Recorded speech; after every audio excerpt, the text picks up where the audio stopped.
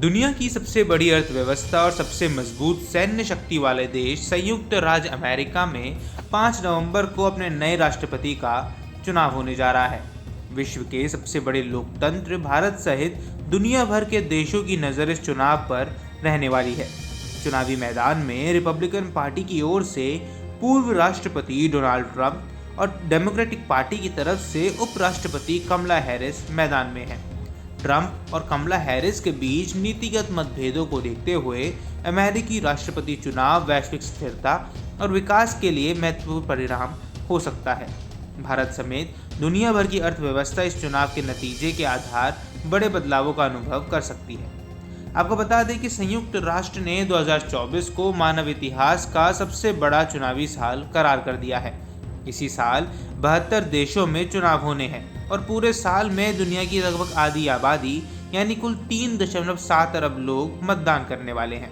कुछ देशों में चुनाव हो चुके हैं और कुछ में होने वाले हैं। कुछ देशों के चुनाव दूसरे देशों की तुलना में वैश्विक रूप से अधिक महत्वपूर्ण होते हैं और इसी में अमेरिकी राष्ट्रपति का चुनाव भी शामिल है, जिस पर अब सबकी नज़रें टिकी हुई हैं।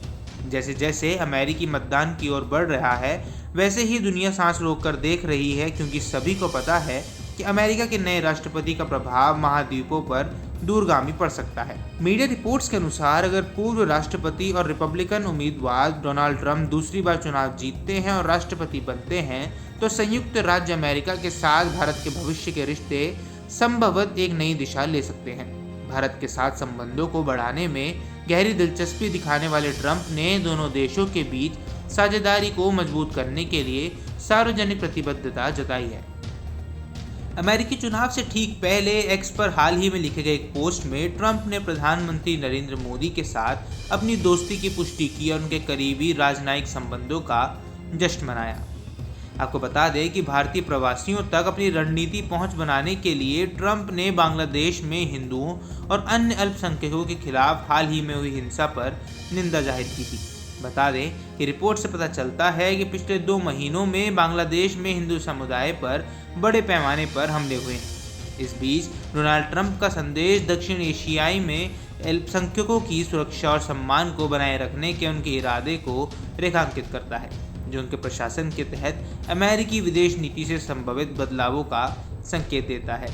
पूर्व अमेरिकी राष्ट्रपति डोनाल्ड ट्रंप ने एक्स पर दिवाली संदेश में कहा था, कमला हैरिस और जो बाइडेन ने दुनिया भर में और अमेरिका में हिंदू की उपेक्षा की है। वे इजराइल से लेकर यूक्रेन और हमारी अपनी दक्षिणी सीमा तक विनाशकारी रहे हैं, लेकिन हम अमेरिका को फिर से मजबूत बनाएंगे और ताकत के जरिए शांति वापस लाएंगे। हिंदू अमेरिकी समूह ने अमेरिका और बांग्लादेश सहित दुनिया भर में हिंदुओं के मानवाधिकारों की रक्षा करने और उन्हें कट्टरपंथी वामपंथ के धर्म विरोधी एजेंडों से बचाने का वादा करने के लिए ट्रंप की सराहना की है। इस पूरे मुद्दे पर आपकी क्या राय है, हमें कमेंट बॉक्स पर ज़रूर बताएं। देश दुनिया की तमाम खबरों के लिए न्यूज़ स्टेट चैनल को सब्सक्राइब करना न भूलें। न्यूज नेशन अब व्हाट्सएप पर खबरों के ताजा अपडेट के लिए न्यूज नेशन के इस क्यूआर कोड को स्कैन करें।